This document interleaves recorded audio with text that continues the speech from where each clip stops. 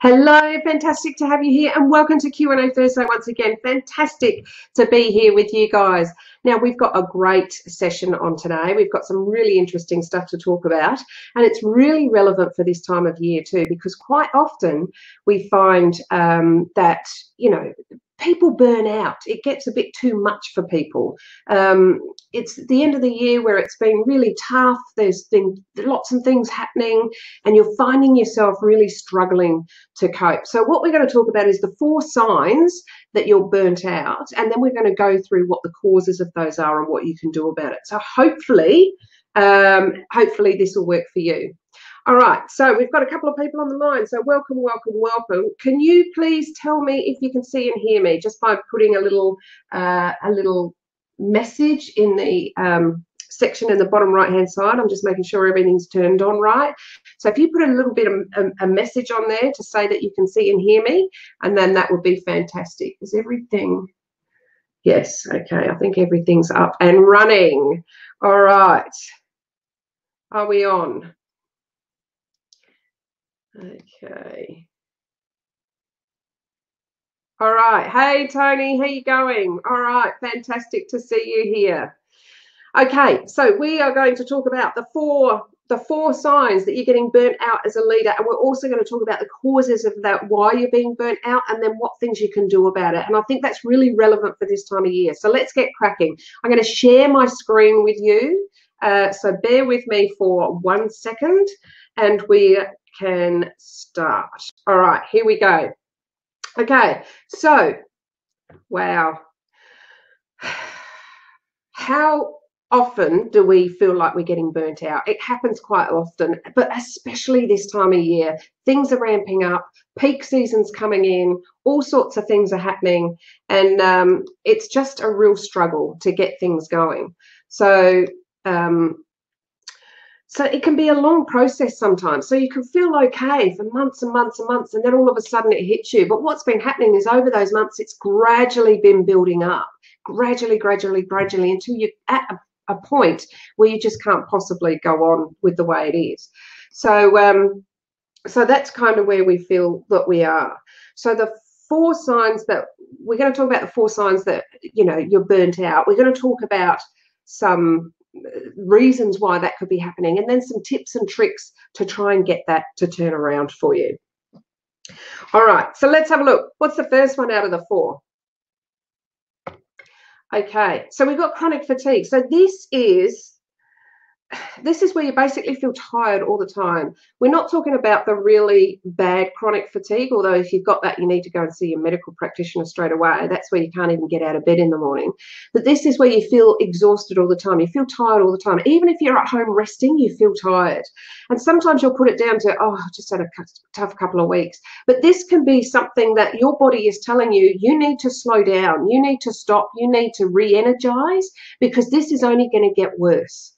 If you don't do that. So if you're finding that you're really struggling to feel any sort of energy whatsoever, if you're tired, even when you're at home resting, if you're still feeling tired, you need to start thinking, how can I replenish my batteries? How can I give myself energy? Because at the moment, you are depleted.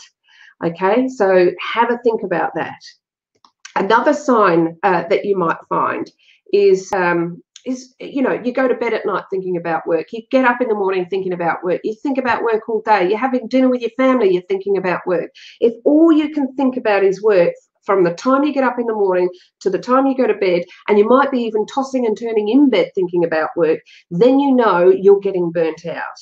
So this is another reason why we need to stop and recharge our batteries. We need to renew, re-energize, and try and make it work for us. So I know that you might be saving your Christmas leave to have over the festive season and all those sorts of things. But I tell you, even if you give yourself a long weekend, you leave the phone off, you leave your computer at work, you say, I'm taking a long weekend, I'm taking a Friday, Saturday, Sunday, I'm going to take my family, we're going to have day trips and do picnics in the park and down the beach or whatever, just to give yourself a mini break to try and energize. So that's what you want to try and do. Another way that you can see that you're getting burnt out is you start to get angry and irritable at people. You can't help yourself. So it might be targeted at the bosses that are giving you all this work, or it could be targeted at your team that aren't performing the way you want them to, or it could be targeted at your family, or it could be all three. But you're just finding that your wick is really short, so you have no patience. And you're snappy and you're overcritical and all those sorts of things. And this is where you're getting burnt out, because you don't have the patience to be able to coach and support and be encouraging and all that for somebody else, because you just don't have it in yourself. Okay, so again, we have to look after number one here. We can't be great employers, great leaders, great fathers, great mothers, great sisters, daughters, uncles, whatever, unless we are feeling in a suitable health with regards to mental state and physical state. Okay, so if you find yourself getting really angry all the time and you're got a really short week and you don't have any patience, now this is the time to start thinking about, I might be getting burnt out here. What can I do to fix it? And then the fourth and last one is when you start to become cynical of the world. So when you start to become really negative, everything has got, a woe is me, the world hates me, everybody hates me, oh, that's just my luck that that's happened, and all those sorts of things. If that happens to you, then you might have to think about, am I getting burnt out? If I can't see the positive side of life, if I'm being cynical, if I'm being negative, all those things, then you might find that you are starting to get burnt out. So you need to start thinking about, what can I do to re-energize, renew, and allow myself time to be able to breathe in and out. And again, this time of year, it's really, really difficult. But as I say, even if you give yourself a long weekend, even if you give yourself, time that when you finish work, when you walk out the door, you consciously leave everything behind. And we'll talk about the causes of how you can get to this space now. And some of those causes we're going to have to turn around. So let's talk about that now. So what are the causes? So one of the biggest causes, or one of the causes for being absolutely worn out and burnt out as a leader, is that there's the wrong goals. So if you don't have clear, decisive, unambiguous goals, then you don't know where you're going. You don't know what direction you're going. You're starting to spin your wheels. You don't know if what you're doing is right. You're spending a lot of energy in one focus when you should be focusing in another area. And you're never going to be able to get it right, because your definition of the goals, because they're so airy-fairy, because they're not right, because whatever is not the same as other people's, you're going to find yourself on the batting end all the time. So you're going to be finding yourself getting told, no, you're not doing that right, you've missed deadlines, all this sort of stuff. And that is going to cause you to burn out. So you need to turn around. And if you find that you've got goals that you don't understand or you don't agree with, you need to turn around and sort of say, can you help me understand these better? Go to your boss and say, I've got this goal. This is my take on it. Can you tell me if I'm right? Or go to him and say, I've got this goal. I don't have any idea where to start, finish, or end. Can you please give me some assistance with this? You need to ask for help. You need to ask what the expectation is, so you can both be clear that you've got the right goals. Okay, because wrong goals, I'll tell you what, will get you spinning your wheels, and you will absolutely feel burnt out in a very short period of time. Now, another one that's closely aligned to poor goals is poor strategy. So if the overarching strategy that's been set by the bigger bosses or whatever is wrong, or is too hard, or is too much of a stretch, or whatever it may be, then that will lead on to the wrong goals. So what do we do here? We have to have that crucial conversation to our boss to say, the strategy of reaching this amount of sales by the end of the year is actually too far for our scope. So I'm going to bring it back for my team, and I'm going to make it achievable by setting this, this, and this. Okay, so you're going to reset your team's goals so you guys know you can head in the right direction, but already told and given them expectations that you're not going to make it to what they've said because you believe that it was way off the line to start with. So see if you can do that, because strategy is really important. Strategy leads on to the goals that you're going to be setting. And if all that's wrong, then you're going to be burnt out in a very short period of time. So what's another one? Okay, exploitation. So this is where there might not be any more funds in the bucket. There might be too many costs already. There might be, you don't have enough resources, but pretty much you're working the same job as about 3 other people. Okay, so you're being exploited a little bit here, and this is going to lead you to burnout. So this means, your boss might be giving you the job 2.5 jobs or something because they haven't got the money to be able to hire someone else. So suddenly it's all lumbered onto you. You're going to be burnt out within weeks, let me tell you, and it's not going to get any better. So what we need to do is manage expectations with that boss. So if you go in there and you have 7 projects, you need to go in there and say, look, do you know what? I'm really excited about these 7 projects. I'll tell you what, though, I have the capacity and the capability to do 4 of them. So can you please give me the priority order of what 4 I can do? The other 3 I can do, but not until these 4 are done. Okay, so what you're saying is you're setting the expectation. If they say, no, all 7 needs to be done, say, okay, we can do all 7, but I need more resources. I need another person. I need help. I need assistance. There is not enough hours in the day for me to get it done. It is not possible for one person to do these 7 projects. So you need to be tough. You need to have that critical conversation, because otherwise you're going to burn yourself out and you're not going to be able to do what's expected. And then you're going to start doing a bit of that job and a bit of that job and a bit of that job and do a half-assed job of all of them rather than a really great job on 3 or 4. Okay, so make sure you set the expectations with your manager and make sure you don't get exploited because they don't have enough money to be able to bring someone else in. All right, so just make sure you keep that in mind.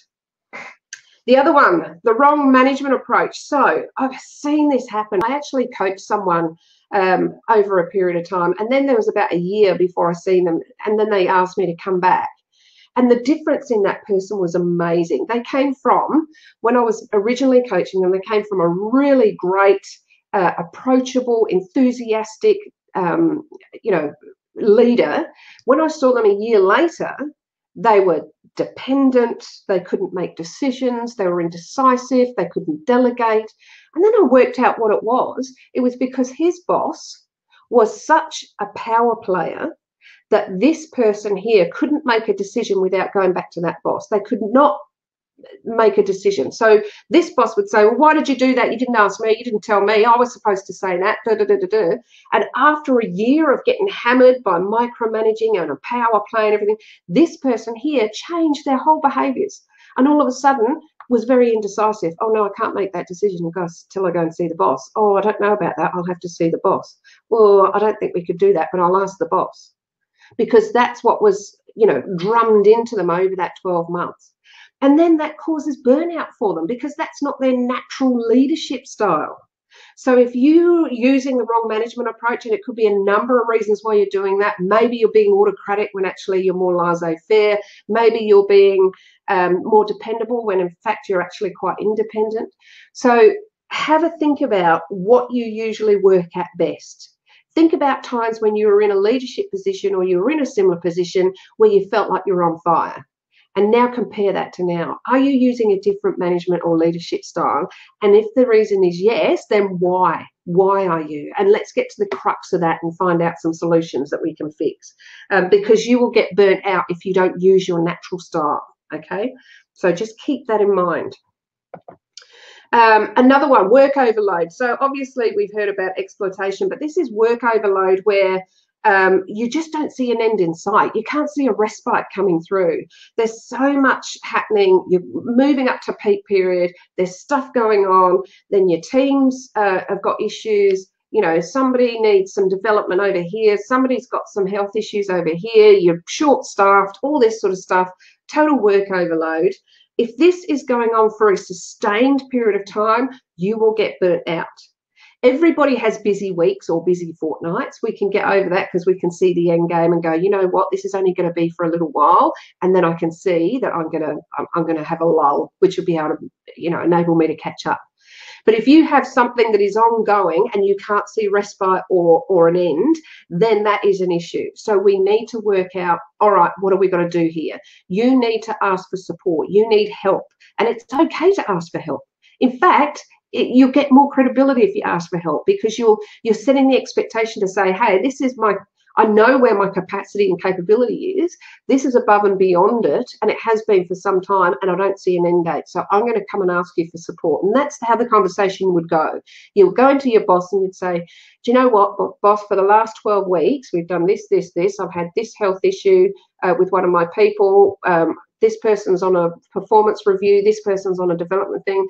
We're really struggling to keep up with the work. I don't see any end game. I need some support here because, I'm starting to get burnt out. And that is a perfectly normal and okay conversation. And that's what your boss is there for, is to support and help and, try and offer some sort of solution for you. So make sure you use that. Okay, work-life imbalance. So we always have this guilt trip on ourselves. Are we spending enough time with the family? Are we spending enough time at work? Are we doing the right thing? Are we balancing it right? And sometimes we give ourselves an overwhelming feeling of not being able to do it all. So you can only do what you can do, okay? So yes, you need to make sure that you have some sort of balance. If work is getting just ridiculous and you find you're taking work home and all that sort of stuff, and then all of a sudden the family is saying, hey, are you in the office again? Don't you want to come out and kick the footy, or, come and join us for dinner or whatever, and you can't do that, then obviously there's an imbalance there and you need to fix it.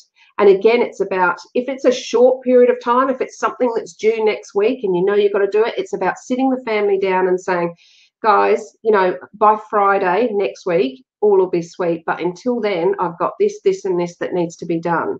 And this is not a usual thing, but it's something that I have to do for this particular time. So can you please support me until Friday when it can all be handed in? And then, you know what, on the weekend, let's go and have some family time.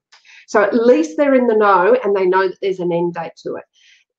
Similarly, if you've got that at work, hey, I've got some family stuff on at the moment that's really, really important. My daughter's having a graduation, my son's doing this, that, and the other. My wife's just got a new job, and I need to have some time with the family just to sort of get us settled in and all that. So can I work from home for the next few days, or I'm going to take some personal leave, or whatever it may be, to get that balance right. So all it's about is communicating to the right people so that you can get the support you need to get through that period of time. Okay, so it sounds easy. It's tough. I know it's tough to say, put our hand up and say we need support, but it's the best thing you can do in this particular circumstance. All right, what else have we got? Another cause. So your team members are driving you mad. Okay, so it might be they're on the end of their tether too. They might have had heaps and heaps of workload on, and now they're just getting fatigued and tired. Or it's coming up to that silly season, and there's fights about who's going to put leave in and all that sort of stuff. And some can be quite troublesome and be causing a few issues and rifts more than what normally would be happening. And you find yourself, going through the politics all the time, and you find yourself doing more, crucial conversations with them, or having coaching conversations about their behaviors and things like that. And this can cause burnout. But it's important that you keep going. If you need support, go see your HR manager and say, hey, listen, I've got 3 people that are on performance managing at the moment. I need some support because I'm struggling to keep up with it. But you've got to keep that consistency. You've drawn a line in the sand of what's acceptable and what isn't acceptable, and you need to keep that consistency. And if you have to bring another person in, speak to your HR manager, speak to a peer, speak to anybody that you can to keep that consistency going. And then after a while, they'll realize, oh, okay, so there's no give and take with this. It's actually, that's the line in the sand. I will start, pulling away or doing whatever I need to do. Or they might decide that it's not actually the job for them and they'll move somewhere else. But anyway, keep your eye on that, because, this type of year, we can have all sorts of issues with team members. Okay, another one, lack of training. So if you don't have the necessary tools or resources or training to do your job, then, you're going to find it really difficult to cope.